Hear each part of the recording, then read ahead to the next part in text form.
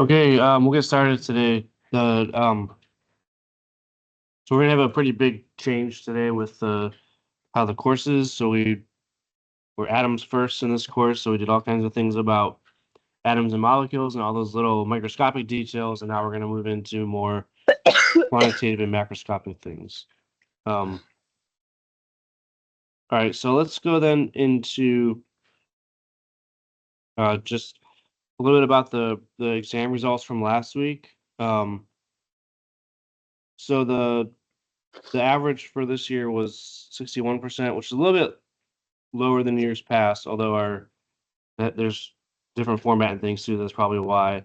But the grading scale this semester, remember, is easier than years past as well. So you guys have 80% of your grade coming from exams. Previous times I taught it, it was 94% from exams. So in terms of like where people's actual current grade is, the distribution is probably very similar to what it was in the past. So it's only the first exam, so there's always, there's certainly a chance to make big improvements, but you do have to obviously change your habits. So if you're not happy with how your first exam went, then you need to figure out some things, and we can certainly talk about that. I'm happy to help with that. And just if you're curious, nobody quite got a perfect score this time, but there was a couple people that got 22.5 out of 23, so really close. All right, so what we're going to talk about today is going to be, again, we're moving into sort of macroscopic quantification of chemical substances. So we're not going to be talking about individual atoms and molecules anymore. We're going to be talking about large collections of them. And so what we need to first introduce is what's called the atomic mass. Now, there is some relationship to things that we covered at the very beginning of the semester. So we talked about mass number earlier, which is the in an individual atom, it's the number of protons plus neutrons in that. It's always a whole number that categorizes how much mass is in the nucleus. Each isotope would then have different numbers of neutrons, and atomic mass is related to that. Now we use this, as we said, the mass number that we covered earlier was always a whole number. It was just an accounting of how many protons and neutrons you had. For this, it's not going to typically be a whole number, and it's based on what's called the atomic mass unit. So the atomic mass unit, abbreviated as AMU, is defined as the mass of the carbon-12 isotope divided by 12. So it's 1/12 the mass of carbon-12. So carbon-12 would be the isotope of carbon that has 6 protons and 6 neutrons in the nucleus. And if you take the mass of that and divide it by 12, that's going to give you 1 atomic mass unit. For whatever reason, carbon is a very common substance, so that was decided as sort of the standard for this.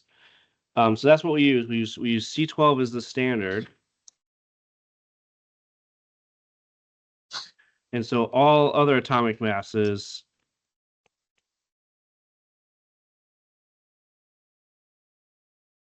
are going to be measured relative to that. Now I'll give a slightly more precise definition of atomic mass in a little bit, but this is sort of the standard, the starting point for us.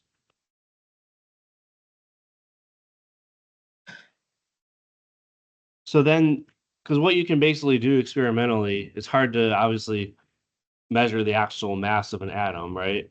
But what you can do is if you set C12 as your standard, so we would say that C12 has a mass of exactly 12 AMU, we can measure other masses of atoms relative to that. And then we can use the relative mass and sort of get a number then for everything else.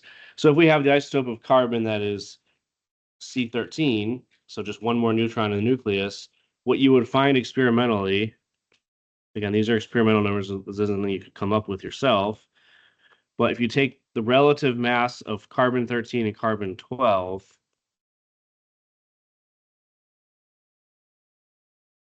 it comes out to 1.0836. I guess if you're curious, you don't need to know this, but the way we measure relative masses of atoms is there's different ways of doing it, but typically what you do is you ionize the atom, give it a positive charge, and then it's a instrument called a mass spectrometer where it's going to be deflected by a electric or by an electric field. And so basically the amount that it deflects by the electric field is related to its mass. And so you can measure relative masses that way, as we said. And then, so this would be the relative mass of C13 to C12.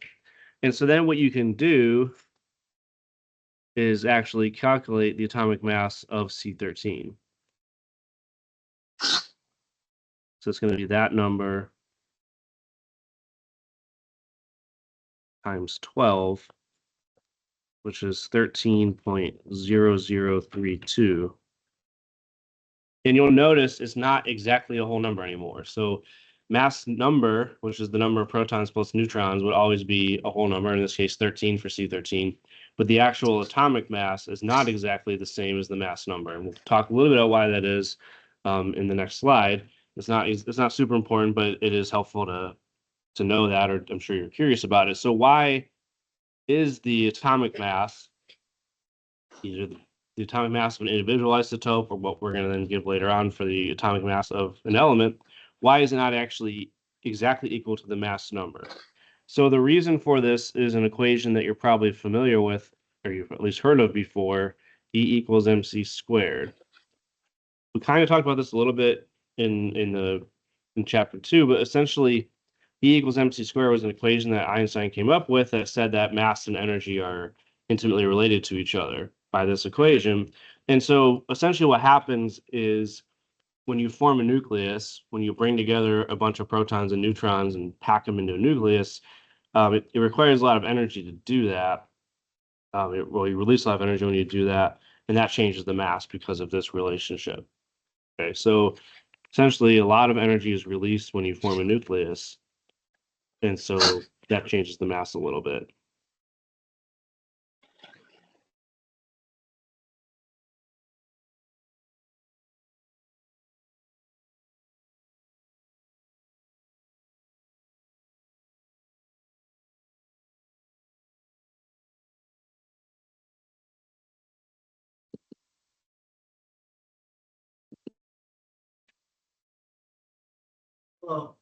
So, so what you'll typically see then is, especially for really heavy isotopes, sure I'm not muted. For really heavy isotopes, what you'll see is because of E equals mc squared, their atomic mass would be a little bit less than the mass number. It wasn't as obvious with C13 and C12, which are both very close to each other and pretty light. But if you get down to like things like gold, lead, all that stuff in the bottom of the periodic table, which is really heavy, you will see that the masses of the isotopes, their atomic masses, are going to be a little bit less than their mass number because of this reason. Now, that's not super important for us to really internalize or use in this course, but what we are going to want to understand is how then do we calculate the atomic mass for an element? So we have atomic mass for each individual isotope that we kind of defined on the previous slide. But then what you need to do to calculate the atomic mass of any element on the periodic table, and those are the numbers that you would find in the periodic table below the atomic symbol, what you need is what's called the percent abundance, or the fractional abundance of each isotope.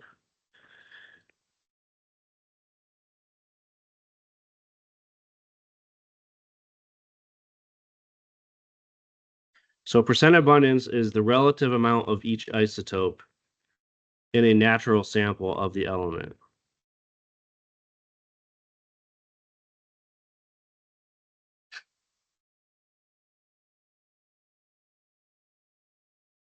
All right. Because most elements, there might be rare exceptions to this. I can't think of one off the top of my head, but most elements are naturally occurring elements anyway, are a mixture of more than one isotope. So it's not going to be just a single isotope in that element. There's going to be typically more than one. And so sticking with the example of carbon that we started with today, in carbon, there's two naturally occurring isotopes, C12 which is 98.89%.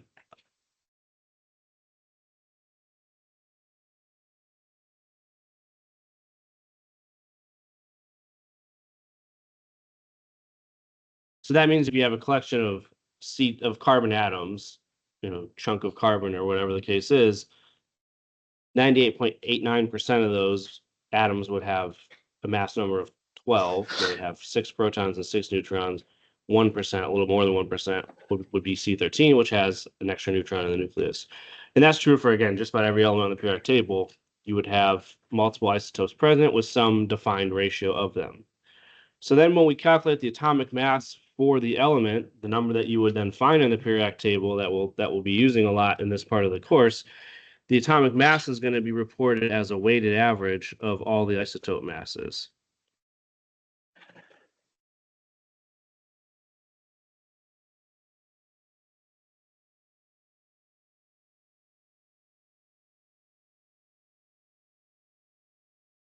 So it would be the fractional abundance of one isotope, let's say fraction of one isotope A times its mass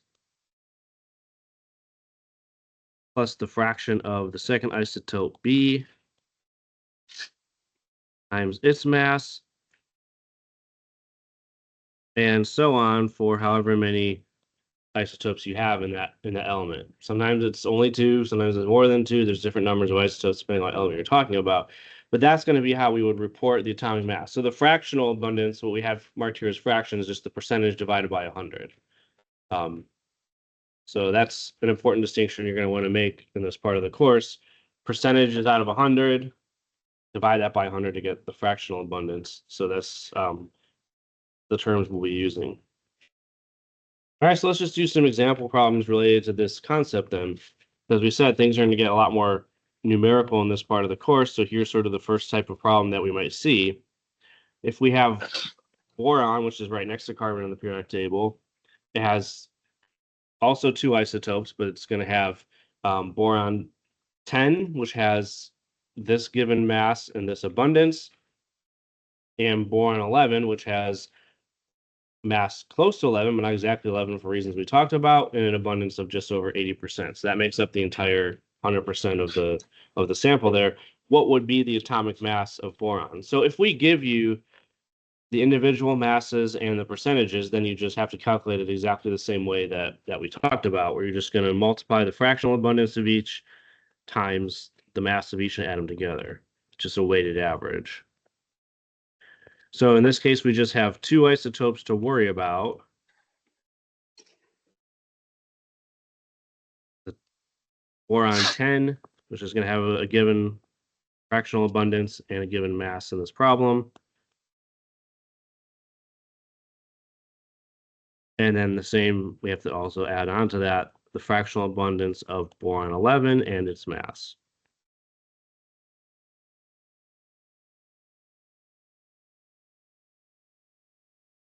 All right. Now, as we said, fraction here, the fractional abundance that we need is going to be the percentage divided by 100. So don't just put the percentage in, you'll get a number that's 100 times too big. We want the fraction of each one. So for boron 10, that's going to be the percentage, which is 19.90 over 100.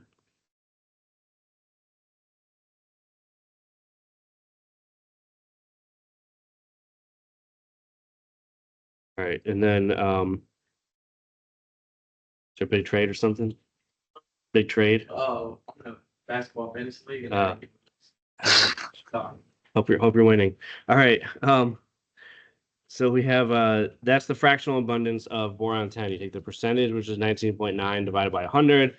Same thing for boron 11. I won't write it out in as much detail, but you take that number and divide by 100. 80.10 divided by 100 is 0.8010. All right, so those are the 2 fractional abundances. Now we just have to plug in the numbers to get the atomic mass. So it's 0.1990 for the boron 10. And the mass of that isotope, not exactly 10, but a little bit different than 10, 10.01294. And then 0.8010 is the fraction of boron 11. Its mass is given as 11.0931. Now, just as a little bit of a warning, if you're given a problem on a homework assignment or an exam where we don't actually give you the masses of the isotopes, then you just have no choice but to assume that they're exactly equal to the mass number.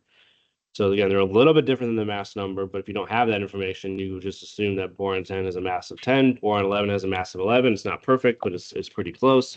But here we're giving you the actual mass of the isotopes. So that's the number that you want to use. So then we just multiply and add.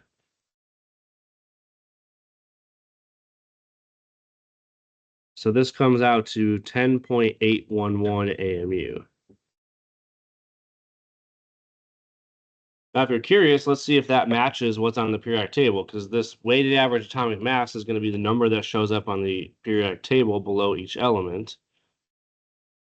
And what we see for boron here, let me zoom in.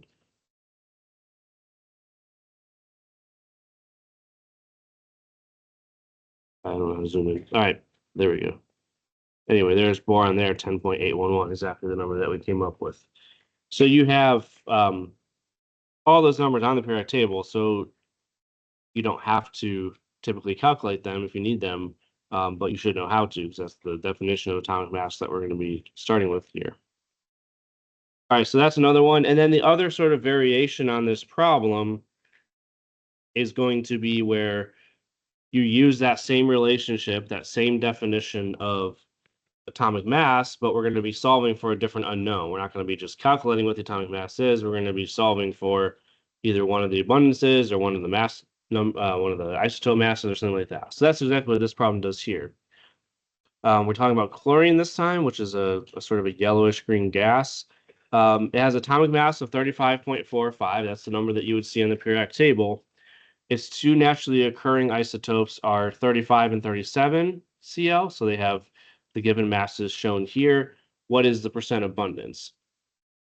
So when you see a problem like this, can't really easily do it for more than two isotopes. But if you have exactly two isotopes like we do here, you basically just need to set up a series of equations that's two equations with two unknowns. So the two unknowns are going to be the fractional abundances of the two isotopes.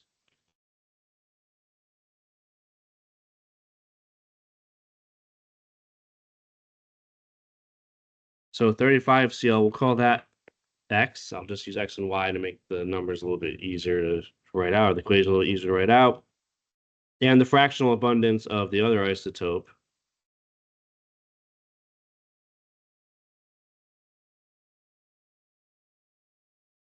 we'll call Y. So those are the two unknowns. And if we have two unknowns, we need two equations. That's how algebra works. So the first equation we're going to set up is going to be just the definition of atomic mass that we used in the previous problem. The atomic mass is the fraction of each isotope multiplied by its mass and then added together.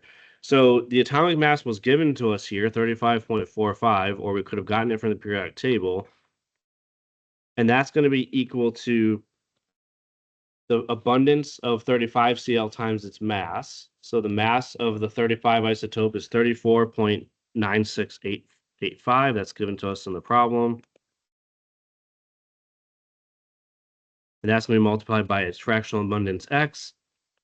And then you add to that the mass and the abundance of 37, which is 36.96590 for the mass, and its abundance will be called Y. So that's one of our two equations. The other one that we always are going to use in this situation is to recognize that when you have a collection of isotopes, the sum of the percent abundances has to be 100, or the sum of the fractional abundances has to be 1. So if we have two fractional abundances here, X and Y, that account for all of the isotopes in this sample, the sum of those two has to be equal to 1.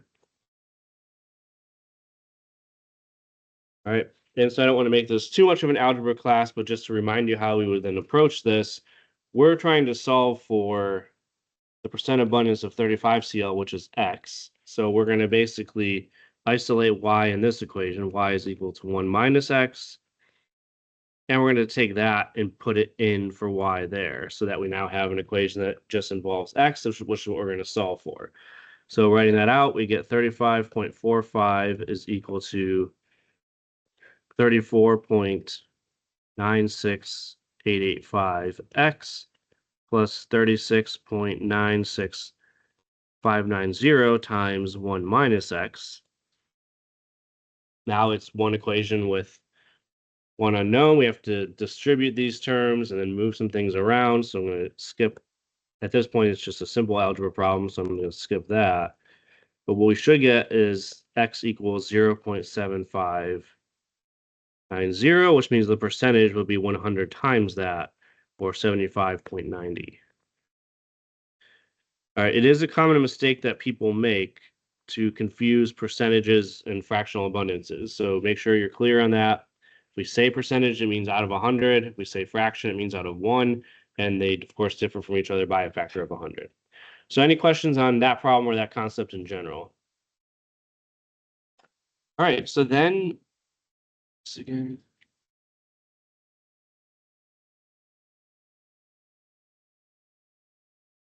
the next topic we're going to cover, which is going to be critically important for this chapter, which is chapter 5, also chapter 6, and it's going to keep coming up really through most of the rest of this course, is what's called the mole. Now, it's not, in this context, obviously, I don't know if you think it's cute or ugly, but it's not a mostly blind animal that lives in the ground. It's a word that we use in chemistry, which is a counting word. So we have counting words in probably most languages, English language not being an exception to that, where it's a counting word is a word that tells you how many of something that you have. The one that's the most common is dozen. I'm sure you guys are familiar with how many is in a dozen, which is 12. So if you have a dozen eggs, which cost about $15 now, you would have 12 eggs. If you have another one that's not as common is gross, you may have heard of it before. A gross is 12 dozen. So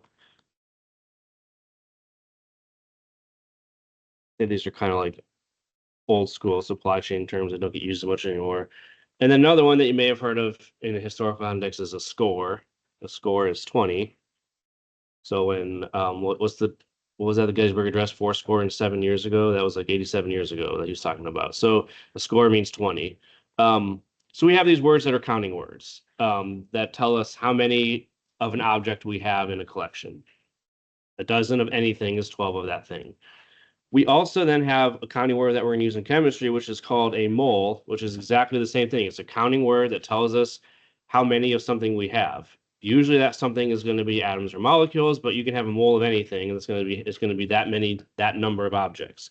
Now the number in this case though is gigantic, so it's going to be 6.022 times 10 to the 23rd things in 1 mole.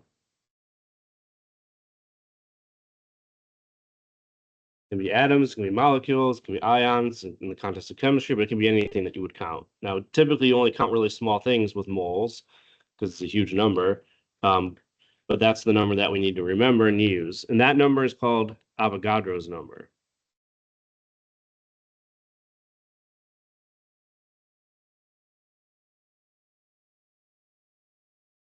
I think the story goes, this is somewhat interesting. Avogadro was a famous Italian scientist. We encountered him once much earlier in the course. We're going to see his contributions again in chapter 8 on gases. He didn't actually come up with this number. Someone else did, and they just had a big man crush on Avogadro and named it after him. But the number was come up by someone else. It wasn't really Avogadro's discovery, but we still call it Avogadro's number. And it's 6.02 times 10 to the 23rd objects. Now, I think most of us can tell that that's a big number. I don't think I need to tell you guys that, but let's just do a fun thought exercise to see how big it is. So let's say we took a mole of M&Ms, so 6.02 times 10 to the 23rd M&Ms, and we stack them over the entire United States of America. Now, does anybody want to guess if we were going to lay out these M&Ms over the entire USA, the continental USA, I suppose, how high of a stack would we have to make to use a mole of M&Ms? Anybody want to hazard a guess? Would we cover the whole US? Would we have more than one layer? Anybody want to guess? Four layers? All right, let's see how close you are. All right, so then thank you for guessing. It's always good to stick your neck out and guess, but let's see how close you are. So we're gonna do some approximations here and say that the volume of one M&M is approximately 1 cubic centimeter. That might be overestimating a little bit, but it's close enough. The area of the United States in square miles, we'd have to do some conversions to actually work that. I'm not going to work out all the details, but just to give you the numbers that kind of went into this calculation. 3.02 times 10 to the 6 square miles. So we would basically have to convert that to square meters and then figure out how many of those M&Ms would cover that. Now, what it ends up coming out to is that if we stack M&Ms, if we stack a mole of M&Ms over the entire United States of America, the height of that stack, now the guess we had was 4 layers, which would be about 4 centimeters. A little bit off. The height of that would be 50 miles tall, which is 8 million layers. So that kind of, I think, I mean, obviously we couldn't actually do this. It would take millions of years, but that hopefully gives an idea of just how big the number is. The reason it's so big is because we're using it to count things that are exceptionally tiny, atoms and molecules. Now here's another one that's a fun one to see how big a mole is. So how many teaspoons of water are in all of the world's oceans? So the volume of the oceans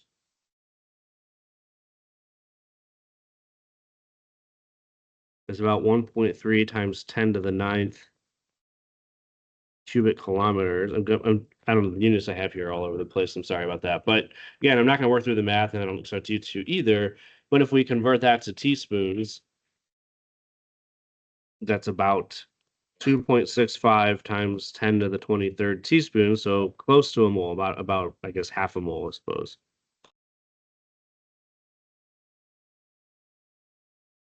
So again, telling you how big that number is. If you wanted to remove all the oceans, the water from the oceans with a teaspoon, you'd have to do it 2.65 times 10 to the 23rd times. And that's not even a full mole of teaspoons that you would have. So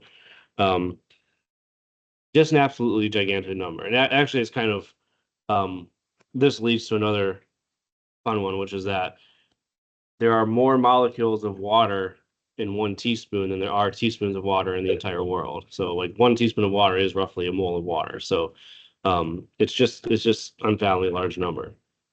Now that's fun to think about, but obviously the important part for us is to understand how we use the concept of a mole and all the things that we can do with it. So the first one is we're going to relate back to atomic mass. Atomic mass wasn't just some random topic that we covered at the beginning. There actually is a close relationship between atomic mass and moles. So we gave the atomic mass originally in AMU, which is just this sort of weird atomic mass unit that we hadn't seen before. But an alternative and much more useful interpretation of atomic mass is that the atomic mass represents the mass in grams of 1 mole of that element.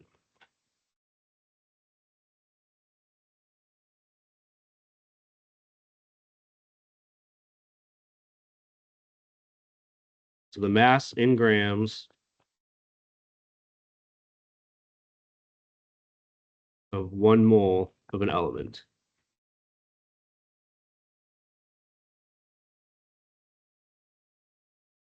So we saw earlier that the atomic mass of boron is 10.81, and we listed it in AMU at that time, but you could also think of it as 10.81 grams per mole, which a 10.81 grams would be like maybe a decent sized pile in the palm of your hand.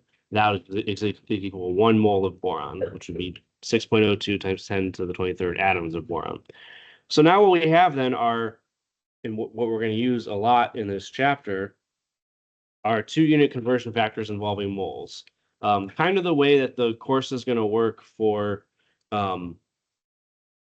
chapters 5 and 6 especially are, and then a little bit more in also chapter 7 and 8, but mostly in those two, we're going to be introducing a bunch of different relationships involving the mole and how to use them then to quantify substances, answer things about chemical reactions and things of that sort. So these are the first two here. These are the two main ones for chapter 5 that we're going to introduce and learn how to use them. So those 2-unit conversion factors then would be the definition of a mole, which is 6.02 times 10 to the 23rd, either atoms or molecules or whatever item you have.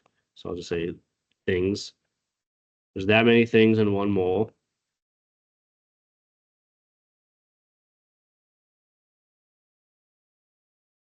And then the atomic mass of an element in grams is going to be equivalent to 1 mole of that element. The abbreviation for mole, by the way, is MOL. It's the dumbest abbreviation. It just takes off 1 letter, but that's what it is. And so those are the two that we're going to use extensively, especially in chapter 5, but really throughout the rest of the course. And this bottom one here is especially useful because when we're measuring substances in a lab, as you may already know, if you're taking the lab, you don't typically go and count out 6.02 times 10 to the 23rd. It would take forever to do that. You typically weigh it out on a balance. And this relationship allows you then to say, if I have this much mass of that substance, how many moles do I have?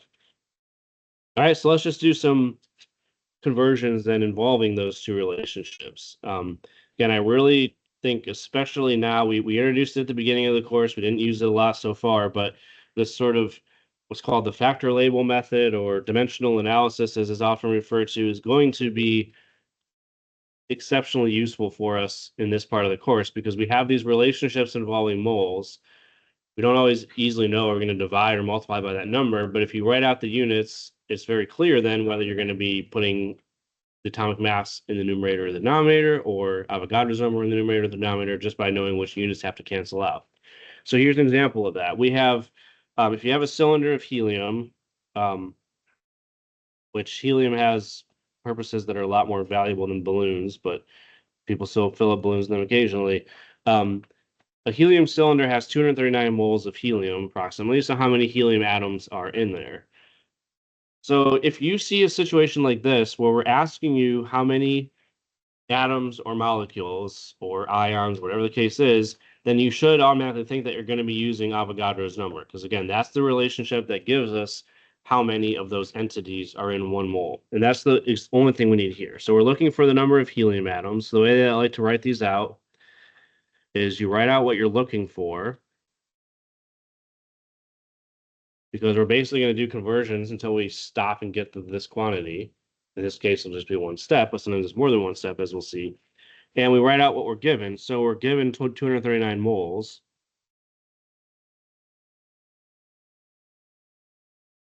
The abbreviation for helium is He.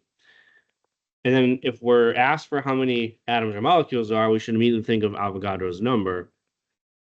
So do we multiply or divide by that? That's where we have to, again, use dimensional analysis.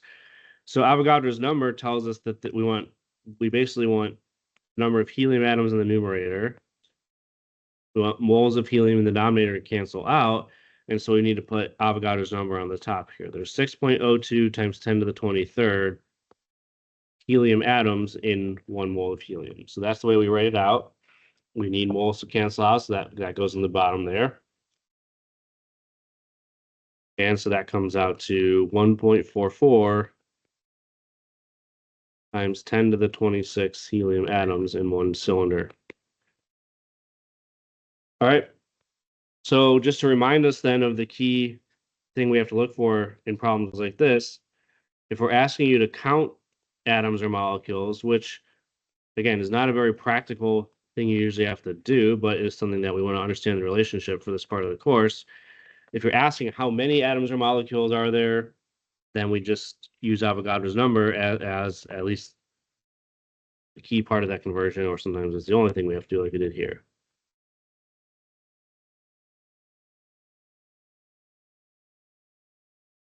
Because another key point to mention about Avogadro's number is that the identity of the substance doesn't matter for using Avogadro's number. That relationship, 6.02 times 10 to the 23rd things in 1 mole, applies to any type of substance.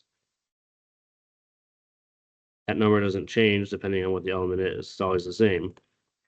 So here we did helium, but if we wanted to find out, how many carbon atoms are in 239 moles, it would be the exact same calculation. And if you're dealing with chemical compounds instead of elements, how many molecules are in 1 mole? It's still 6.02 times 10 to the 23rd. So that number is universal across all substances. There's only one Avogadro's number. Now, where the identity of the substance matters more is if we're using the mass of the substance as part of our conversion, because in that case, the atomic mass of the element is going to be different depending on what element it is. So if we have the American Gold Eagle bullion coin, I don't know if any of you are gold collectors. I'm not, but this is what a Gold Eagle coin looks like. They have 31.1 grams of pure gold, which that would probably be worth a few $1,000s at this point. How many moles of gold are in the coin? So here we have a relationship that starts with the mass of the substance. And so if you're starting with the mass of the substance, Avogadro's number is not going to be helpful for us. We're starting with mass, we're looking for moles, so we're going to have to use the atomic mass in this case to get us there. So we're looking for moles again as our final number, but this time we're not given the number of atoms or the number of moles, we're given the number of grams of that substance. So we know that we're going to have to use the atomic mass of gold because we're going to convert grams into moles. So we should all immediately think of atomic mass. So that number we have to look up on the periodic table. It's not given to us here. So AU is down here. It's atomic number 79, but the number that we need is the number below the mass, which is 196.97 for gold. So that number means 196.97 grams of gold in 1 mole. All right, so again, do we multiply or divide by that number? That's where writing out the units is going to be very helpful. We want to convert into moles. We want the grams to cancel. The number that we have, 196.97, is that many grams in 1 mole. So we put that number in the bottom here so that grams canceled out. That gets us into moles, which is what we're looking for. So it's just a one-step conversion again. 0.158 moles when we do the division.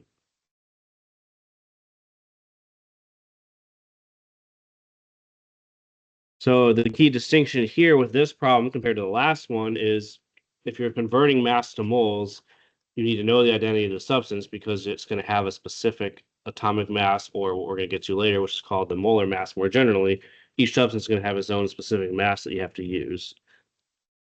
There's no universal conversion like Avogadro's number anymore. It's dependent on the identity of the substance.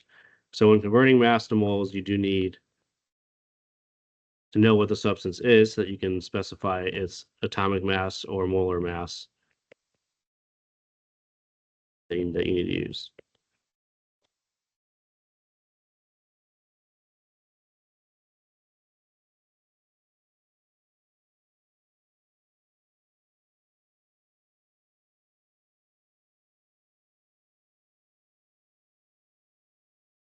All right. So those are two simple conversions that involve just a single step, either using Avogadro's number to convert moles into the number of atoms or vice versa, or in this case, converting between mass and moles using atomic mass. Now, they can get a little more complicated than that as well. So I probably shouldn't call this recent anymore. It was like 8 years ago because the slide's old. But anyway, if we have, there's a branch of chemistry called, nanoscience, and then a nanoparticle is basically a big molecule that has like nanometer size. So there's this one here that was discovered that has 37 indium atoms, In, in the structure. What is the mass in one of these particles? So in this problem here, we don't have a single conversion to get us there because we're giving you how many atoms there are. We want you to find the mass, but there is no single relationship between that. We have a relationship that would be mass to moles. We have a relationship that would be moles to number of atoms, but we don't have one conversion that gets us from where we're starting here to the ending point. So in this case, we're going to have to use two steps. We're looking for the mass, or let's just say the grams of indium, because that's the unit we want. That's what we're looking for. We're looking for the mass in grams of one particle. But the given starting point we have here is how many indium atoms there are. This diameter doesn't matter to us. We don't care how big it is. We just care how many atoms are in there. So there's 37 atoms of indium. And we want to get the mass of that, but we can't do that in one step because the relationship we have for mass involves moles, not number of atoms. So we're going to do two steps in this case. We're going to convert to moles first.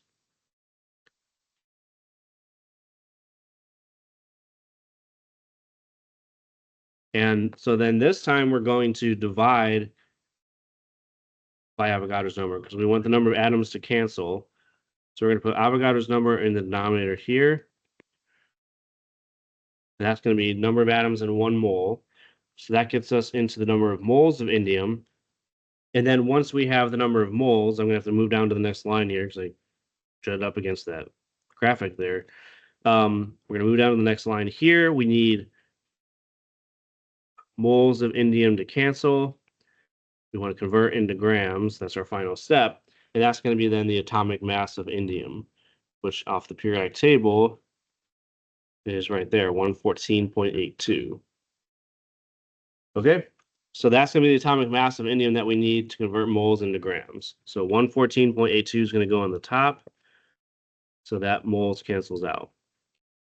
So now we have the quantity we're looking for, which is grams, and we just have to do now 2 steps of multiplying and dividing to get that. Very small number here because we're only talking about a very small collection of atoms, but the number works out. So there is going to be, especially as we get to slightly more complicated problems, multiple steps, and other applications of moles, there is going to be something that I'll always say a lot. You'll probably get tired of me saying it, which is when in doubt, convert into moles first. And that's exactly what we did here. It may not have been obvious how we get from the starting point to the ending point, but if we convert into moles first, we're going to have a lot of relationships that involve moles, and typically one of those will get us what we're looking for. So we convert into moles first, and then we just need to use the relationship between grams and moles, which is the atomic mass, to get us there. All right, and then one more problem that represents multiple steps. I think is the last one here. So another problem dealing with gold. So if you went to, if you're really rich and you have gold bars, I don't even know what those are worth these days. They have a mass of 12.4 kilograms, which is like what 26 pounds or so. It's pretty heavy. How many gold atoms are present in there? So again, multiple steps here because we're starting with kilograms. We're going into number of atoms, so it's not going to be a single conversion that we can have. So we're looking for how many gold atoms. I'll move it down a little bit so maybe I'll have a chance to do it all in one line.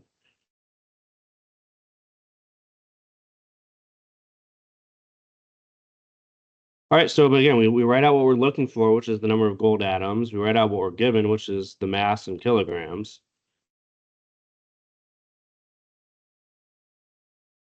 We have to recognize here that the relationships that we have involving mass and moles are always grams per mole. So we have to convert to grams first.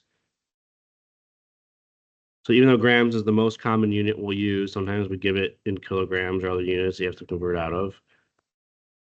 So there's 1,000 grams in 1 kilogram. So we need kilograms in the denominator to cancel out. That's grams. And then we're going to convert into moles because, again, we don't have a relationship that goes directly from grams to number of atoms. It's now very similar to the last problem where we're going to convert to moles first. So 1 mole of gold has a mass of 196.97. That's the atomic mass that we used earlier. Grams cancels out. Now we're in moles, but we don't want to stop there because we're looking for how many gold atoms there are, not how many moles there are. So that's the last step is going to be Avogadro's number, 6.02 times 10 to the 23rd atoms in 1 mole. Ran out of room there, but hopefully you can tell what I'm saying. All right, so that's 6.02 times 10 to the 23rd gold atoms in 1 mole. Moles cancel out, and that gets us then the number we need, which is 3.79.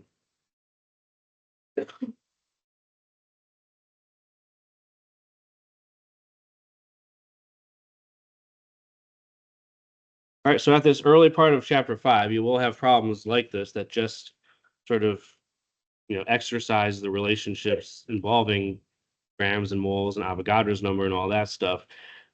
As we move forward in this part of the course, we're mostly going to be using those as a step in a much larger problem. All right, so any questions on that stuff so far?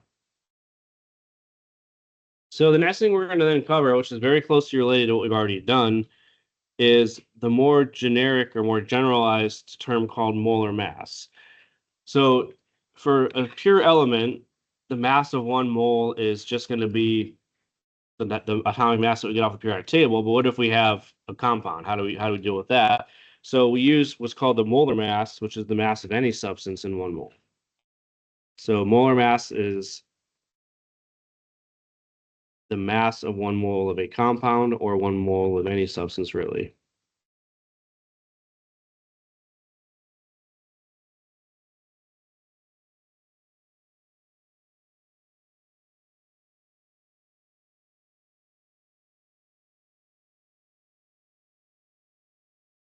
So the molar mass of an element is its atomic mass, because that's the mass in 1 mole of an element. But for compounds, we have we have to figure out how to deal with that. And so there's some synonyms for this as well. If you're dealing with a chemical compound, we also call it, I mean, molar mass is like the very general and typically always correct term if you want to use that, but you may hear it referred to as other things as well, like molecular weight, especially if it's a compound that's made up of molecules, a covalent compound. Molecular weight, sometimes you'll see it referred to as the formula mass or formula weight.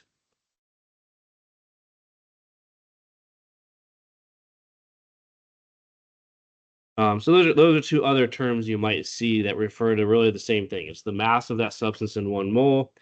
There's some different abbreviations for it as well. I don't think we have this anymore, but some older textbooks use this like weird script capital M to abbreviate molar mass. I don't think any of our homework questions had that anymore, but it used to be the case in this course when I first started teaching it. Or MW for molecular weight. So there's some abbreviations, there's some different terms, but molar mass is sort of the umbrella term that just means the mass of substance in 1 mole. So if we have a chemical compound now that has more than 1 element in it, how do we calculate it? Well, it's very straightforward. We just take the individual atomic masses from the chemical formula and add them together. So if we know the chemical formula of the compound we're dealing with, we can look up the atomic masses on the periodic table, and we just add all of them together for that formula.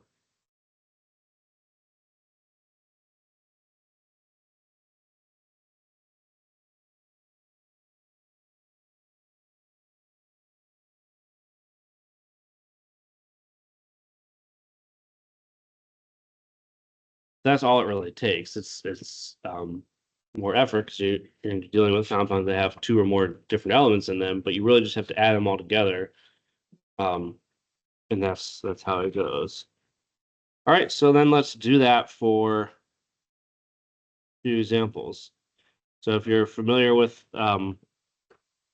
biochemistry, or maybe in intro bio cover these things too, the simplest amino acid is called glycine. And it has a chemical formula of C2H5NO2. So what would the molar mass of that be? Again, molar mass would be how many grams of glycine are there in 1 mole. So if we look at the chemical formula, if we have 1 mole of this compound here that has a formula C2H5NO2, when we first started talking about chemical formulas in chapter 3, we were kind of interpreting it at the atomic level. We would have said that, well, one molecule of glycine has 2 carbon atoms, 5 hydrogen atoms, 1 nitrogen atom, and 2 oxygen atoms. And that's certainly true. But in this part of the course, we're going to typically think of it in terms of moles. And so if we have 1 mole of this compound, the subscripts here in the chemical formula tell us that 1 mole of that compound has 2 moles of carbon, 5 moles of hydrogen, 1 mole of nitrogen. There's no chemical, and 2 moles of oxygen. So that's another way that we can interpret the subscripts in a chemical formula is how many moles of each element are there in 1 mole of a compound. So that helps us understand why if we want to calculate the molar mass of this compound, we just need to add up all the individual atomic masses because that's how many moles of each element would be in 1 mole of that compound. So the molar mass of this substance is going to be, we have 2 moles of carbon in the formula. And we're going to multiply that by the atomic mass of carbon. So we need to look these up. So carbon is there, 12.01 grams per mole. Hydrogen, 1.08, 008. Nitrogen, 14.01. Oxygen, 16, almost exactly. Typically rounding to 2 decimal places is fine. It looks like a lot of these are given to 3 decimal places, but if you just use 2 decimal places, you'll be okay. So try to remember those numbers for carbon, nitrogen, oxygen, and hydrogen. And so what we have is 2 carbons in the formula. The atomic mass of carbon is 12.01 grams per mole. So that's carbon. We have 5 moles of hydrogen in the formula, and the atomic mass of hydrogen is 1.008, or just 1.01 would be fine if you don't want to be that precise. So that's hydrogen. We're going to add to that nitrogen. There's 1 nitrogen in the formula, and the atomic mass of nitrogen is 14.01. And then we have 2 oxygens in the formula, and the atomic mass of oxygen is exactly 16.00. 15.999 if you like a lot of decimal places, but this is fine. So we just multiply and add those together. 2 carbon with atomic mass of 12.01, 5 hydrogens, 1 nitrogen, 2 oxygens, and it just becomes an addition and multiplication problem, 75.07 grams per mole. All right, so if you have the chemical formula of any substance, you can then calculate its molar mass using that formula. Now, there will be problems in this part of the course and moving forward where we still expect you to not totally forget the things you've already learned. So we have an example here of what's the formula mass, which is another name for molar mass of lead-4 sulfate. Lead is Pb. I probably should have given that to you because it's pretty far down the periodic table. Not one you necessarily have to know. But we need to get the chemical formula first if we're going to calculate the formula mass. So if we give you the name of the compound, you do have to convert the name into a formula as we learned how to do back in chapter 3. So lead-4 is going to be Pb4 plus. And then sulfate is a polyatomic ion that's SO4 2 minus, as you recall. So that means the chemical formula of this, we need 2 sulfates to balance the charge from 1 lead-4. So it's going to be PbSO4 2. So that's going to be the chemical formula of lead-4 sulfate. Now we can determine the formula mass. So it's going to be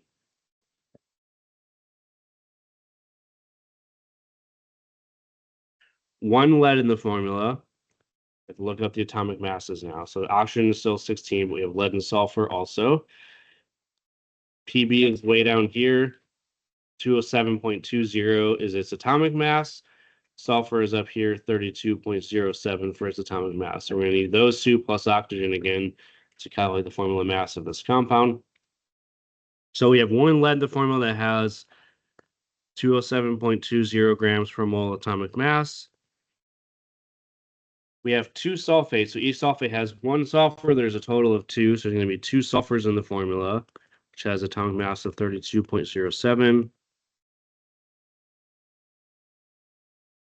And then the last thing we have to add on are the oxygens. There's 4 from each sulfate. There's 2 total sulfates. There's going to be 8 oxygens in the formula. Let's make sure we understand that. 16.00 grams per mole for oxygen. So when we add those all together, we should get 399.34 grams per mole. All right, so that's the formula mass of lead-4 sulfate. We had to convert the name into a formula first, but once we have the formula, we just have to make sure we account for how many of each element there are, add and multiply them all together. So any questions on that? All right, and then finally, using that as a conversion factor. So this compound was prepared probably like 8 years ago now. It's been a while. But this is an iridium compound that glows bright red. That's what that photo is showing there. That's some of the stuff we work with in my research lab. So it gives off red light, but it has a molar mass of 774.94 grams per mole. So a pretty large molecule overall. How many molecules of this compound are in a 1.00 gram sample? So this is very similar to some of the types of problems we did earlier. The only difference here is that we're not using the atomic mass of a single element. We're using the molar mass of a much more complicated compound. And here we didn't give you the formula of the compound, but we gave you the molar mass. So that's really all you need then to proceed. So it's going to be a similar type of conversion as we did before, where we're looking for the number of molecules. So we're going to have to use Avogadro's number eventually. And we have a compound that then we're starting with 1 gram of that compound. Now, we don't know the exact formula of this compound other than that it has IR iridium in it. So I'll just say I'll just put iridium in brackets. We don't know the exact chemical formula. But if we want to convert that to moles first, that's usually our first step in multi-step problems like this, we know that the molar mass is 774.94. So we want grams to cancel. We want to convert into moles. And so we're going to put that number in the denominator. That's how many grams of this compound are in 1 mole. So that cancels out grams. Well, we're looking for how many total molecules there are. So here's where we also use Avogadro's number again. There's 6.02 times 10 to the 23rd molecules in 1 mole of that compound. We come up with 7.77 times 10 to the 20th.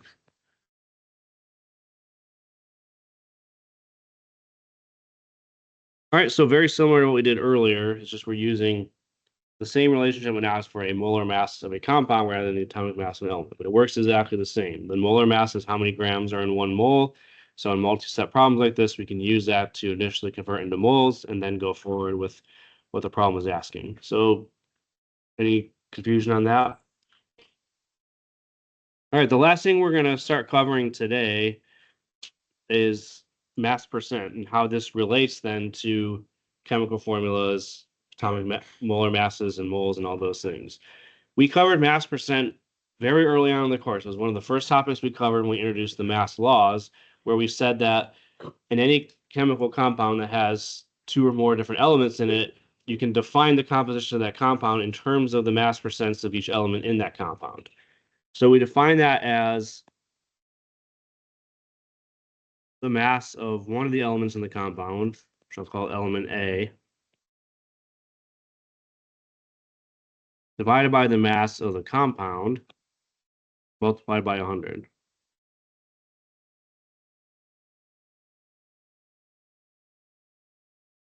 So this was kind of the way that we introduced mass percent. We used it in the context of the law of definite composition, one of the early mass laws that we learned, and that it is, again, one of the earliest ways that people would have classified and quantified the composition of a chemical compound.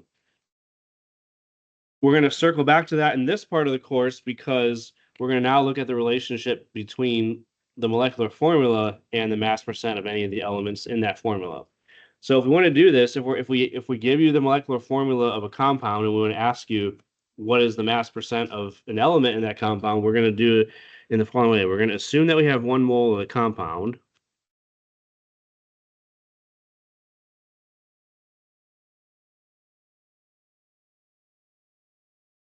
Because for mass percent is what we call an intrinsic quantity. It doesn't matter how much of that substance you have. If you have one little speck of it or you have a huge pile of it, the mass percent of any element, and that's going to be the same because it's a ratio. It's not an absolute number. So if we assume 1 mole of the compound, then we can calculate the mass percent in this way. It's going to be the mass of element A in 1 mole divided by the molar mass of the compound, because the mass of 1 mole of the compound is the molar mass. And so we use that number in the denominator. That's the mass of the compound in 1 mole. And we have to then just calculate the mass of the element that we're looking for also in 1 mole of that compound. So we can do that for any element in the chemical formula, whether there's just 2 of them, if it's a simple compound, or more than 2. So the example we're going to do where we see how that works is we're going to move back to the glycine example that we covered earlier. I guess today's class is going to get a little bit early. We're almost done. We're going to come back to this glycine example that we covered earlier. So if we have C2H5NO2, which is glycine, what is going to be the mass percent of carbon in that sample? We could do it for any of the 4 elements. We could do it for carbon, hydrogen, nitrogen, oxygen, or any combination of those, but we're just going to do it for carbon here. Let's figure out how we would do that. So if we assume 1 mole of the compound,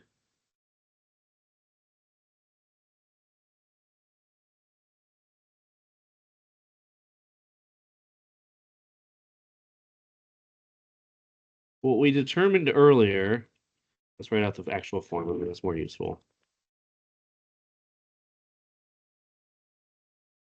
Earlier on in this course, we calculated the molar mass of that compound, which was 75.07. So 75.07 grams per mole means that 1 mole of glycine has a mass of 75.07 grams. So that's the mass of the compound that we have in the denominator. Now, if we want to figure out the mass percent of carbon, we need how much of this 75.07 grams is consisted of carbon. So we have to do a short calculation for that. So in the chemical formula of glycine, there's 2 carbons in the formula, C2. So 1 mole of the compound has 2 moles of carbon. And we have to then convert that into mass because we're going to be looking for a mass percent here. So 1 mole of carbon, we had to get the atomic mass of that. We used it earlier, but if we forgot, carbon has an atomic mass of 12.01. So that means 1 mole of carbon has 12.01 grams. There's 2 moles of carbon in this compound because of the C2 in the formula. So we're going to multiply that by 12.01. So that means 1 mole of this compound, which has a mass of 75.07 grams, contains 24.02 grams of carbons. That's how much of that 75.07 grams would be coming from carbon. So then just to calculate a mass percent, we just have to divide those 2 numbers and multiply by 100.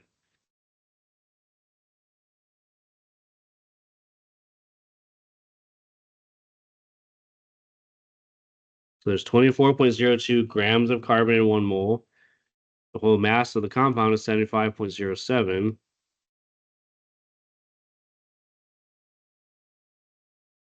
We want mass percent, so we multiply by 100. Don't forget that distinction that comes up a lot.